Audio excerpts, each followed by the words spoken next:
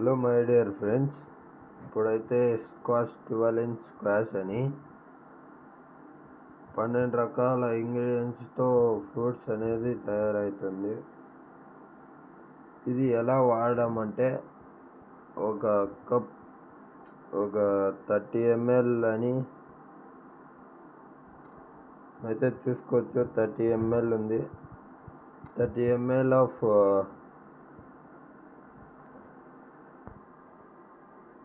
చూడండి friends, 30 ml ఒక మూత పోసుకొని గోరువెచ్చని నీళ్ళలో 60 ml అని వాటర్ పోసుకోవాలా. 30 ml అని 2 మూతలు పోసుకున్నాను. నేనైతే నాకు బ్యాక్ పెయిన్స్ ఉంది కాబట్టి వాడుతున్నా, ఉడ్సం అనేది వాడుతున్నా. పోసుకున్న తర్వాత బాగా కలబెట్టేసి మనమైతే పొరగడపులో తీసుకోవాల్సి ఉంటుంది. Thank you friends, thank you.